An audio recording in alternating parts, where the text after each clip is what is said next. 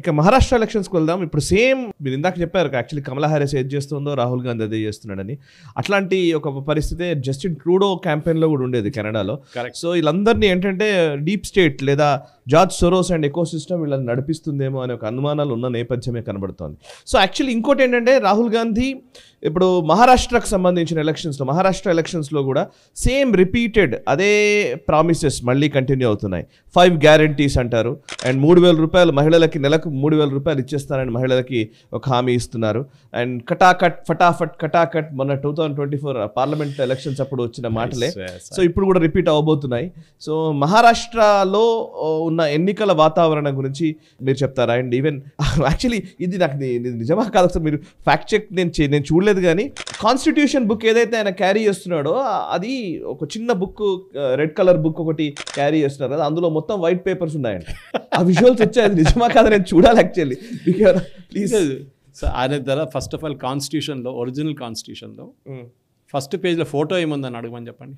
First పేజ్లో photo ఏముందని చెప్పండి. ఆయనకి అది కూడా తెలియదు. It has got 3 religious symbols, Rama, Sita and Lakshman. Okay, అది ఎందుకు వచ్చిందండి అక్కడ? అంబేద్కర్ గారే పెట్టారు కదా, అంబేద్కర్ గారే కాన్స్టిట్యూషన్ పెట్టారు కదా. So there is nothing as కాన్స్టిట్యూషన్లో హిందువులకి అని చెప్పారు ఎక్కడైనా? చెప్పలేదు కదా. But the religious symbol was there. సుప్రీంకోర్టులో ధర్మాస్థానం వెనుకనే ఉంటే ఒక స్లోగన్ ఉంటుంది సంస్కృతంలో, ఏదో ధర్మస్థదో జయ. అది అప్పుడు కమ్యూనల్ అయిపోయిందండి. ఈ రాహుల్ గాంధీకి ఏంటంటే ఇప్పుడు మహారాష్ట్రలో కూడా ఇదే ప్రాబ్లం. ఎందుకంటే ఈ శివసేన వాళ్ళు ఎప్పుడో బాల్సాహెబ్ ఠాకరే చెప్పారు, కాంగ్రెస్కి సాత్ మిలేగా ఓ హిజ్డా అని. బాలాసాహెబ్ ఠాకరే ఆ వీడియో ఉంది సార్, ఆ వీడియో చాలా ఇప్పుడు కూడా వైరల్గా తిరుగుతుంది. అది ఉద్ధవ్ ఠాకరే జో సోనియాకే సాత్ మిలేగా కాంగ్రెస్ మిలేగా ఓ హిజ్డా అన్నాడు. ఇప్పుడు ఉద్ధవ్ ఠాకరే ఏంటని అడగాలి మనం, అంత ఇంకేం అడగక్కర్లేదు. Answer is there for all of us to see. So Maharashtra ఎలక్షన్లో ఇప్పుడు జరిగే పరిస్థితి ఏమైందంటే రెబెల్ ఫ్యాక్టర్. బీజేపీలో 5 మంది రెబెల్స్ ఉండిపోయారు. కాంగ్రెస్లో ఇప్పుడు దాకా 26 మంది రెబెల్స్ ఉన్నారు, serious rebels. They will impact Congress chances.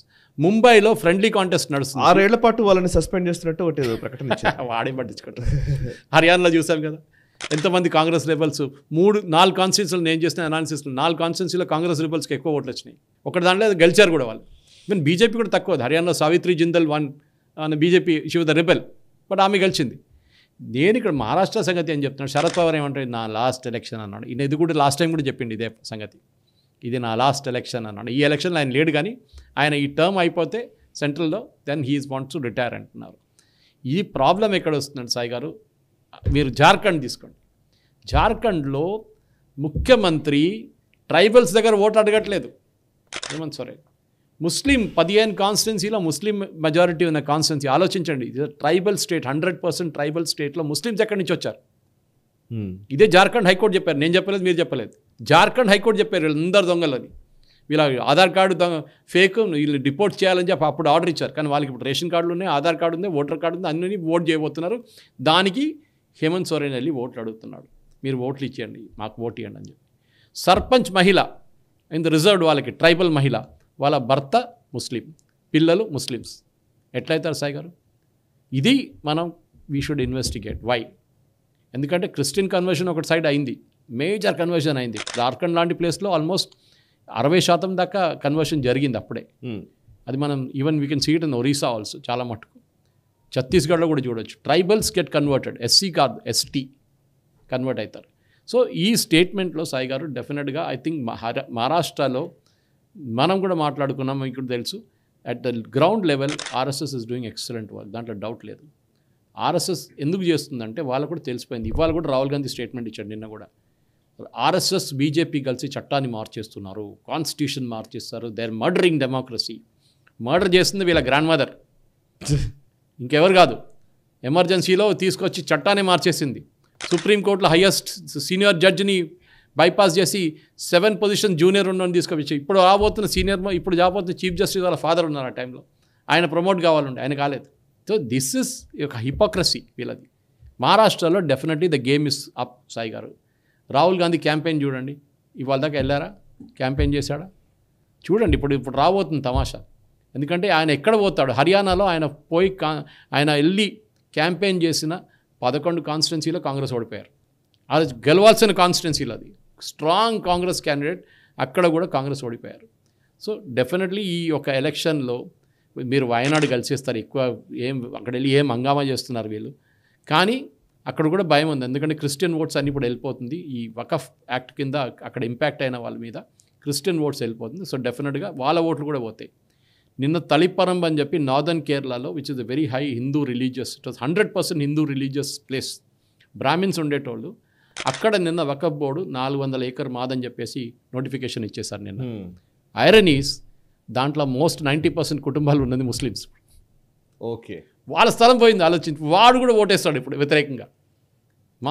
End of the day me property పోతే మీకు కోపం వస్తుంది. ముస్లిం ఉన్నాయి, క్రిస్టియన్ ఉండి, హిందూ ఉండి, ఎవరైనా ఉండండి, ఈ వకఫ్ బోర్డుతో వకఫ్ లాతో మాది పోయిందని చెప్పి వాడు కూడా వ్యతిరేకిస్తాడు ఓటు. ఇప్పుడు అదే నడుస్తుంది భయం వయనాడులో. ఆ ఓటు కూడా పోతుందో మా చేతి నుంచి అని చెప్పేసి. సో డెఫినెట్గా మహారాష్ట్ర ఇట్స్ అ టాస్అప్. వాయనాడ్ ఏమో అవ్వదేమో, గెలుస్తాడు. మెజారిటీ 95% ముస్లిం సాయి గారు. అదే దట్స్ వాట్ అక్కడ అందరికీ నేను చెప్పాను కదా, బనాత్వాలా వయనాడు కాదు కానీ దాని చుట్టుపక్కల కాన్స్టిట్యూన్సీ బనాత్వాలా. ఆయనకి మలయాళం. ఈ మధ్య సోషల్ మీడియాలో బీజేపీ క్యాండిడేట్ నవ్య తన గురించి చెప్తూ, అంటే ఇక నవ్యానే ఇప్పుడు గెలుస్తుంది అని చెప్పేసి మన వాళ్ళు చాలా వరకు మెసేజ్ ఫార్వర్డ్ చేస్తూ ఉన్నారు. కానీ అంటే అంత ఈజీ అయితే కాదు అన్న అభిప్రాయం, అంతే కదా. నవ్య హరిదాస్ గెలవడం అనేది డెఫినెట్లీ దట్ ఈస్ ఇంపాసిబుల్ అక్కడ. ఎందుకంటే 95% ముస్లిం కాన్స్టిట్యున్సీలో జిఎం బనాత్వాలా ఇట్లాంటి నేను చెప్పాను కదా, నాట్ జస్ట్ వయనాడ్ బట్ చుట్టుపక్కల constituency GM Banatwala, not a Keralite, not ఆయనకు వర్డ్ మలయాళం రాదు, వచ్చి నామినేషన్ వేసి వెళ్ళిపోతాడు, గెలుస్తాడు election. Then Ibrahim Sulaiman Sait, he was from Bengaluru, ఆయన కూడా ఇండియన్ యూనియన్ ముస్లిం లీగ్ ప్రెసిడెంట్. ఏం చేస్తాడు, అక్కడ వచ్చి నామినేషన్ ఫైల్ చేసి వెళ్ళిపోతాడు, ఒక్కొక్క మీటింగ్ కూడా అడ్రస్ చేయడు, కానీ ఎలక్షన్ రికార్డ్ మెజారిటీతో గెలిచేస్తారు. అక్కడ మీరు ఎవరిని పెట్టడానికి గెలుస్తారు వాళ్ళు. రాహుల్ గాంధీ ఇలాంటి పెట్టి కూడా గెలిచారు కదా అక్కడ, ఆలోచించండి. సో అట్లాంటి పరిస్థితులు అది. So we can keep Wayanad aside. Palakkad there is a very good fight, but BJP ఒక తప్పు చేశారు, క్యాండిడేట్ని ఇంకో క్యాండిడేట్ని పెట్టారు, అది ఇస్ రాంగ్ డెసిషన్. కేరళలో ఈసారి బీజేపీకి సీట్లు రావు, కానీ already they are having an MP seat in Thrissur, that is good enough. కానీ మనకి ఇంట్రెస్టింగ్ ఎక్కడ వస్తుందంటే మహారాష్ట్ర అండ్ జార్ఖండ్, ఈ రెండు ప్లేసెస్లో జరగబోయే ఎలక్షన్లో డెఫినెట్లీ బీజేపీ, జార్ఖండ్ మనం చెప్పలేము కానీ BJP is doing very well in Maharashtra. ఎందుకంటే ఇప్పుడు షిండే గారు ఒక స్టేట్మెంట్ ఇచ్చారు నిన్న, నేను ముఖ్యమంత్రి క్యాండిడేట్ కావాలని చెప్పి ఎక్కడ నేను చెప్పట్లేదు.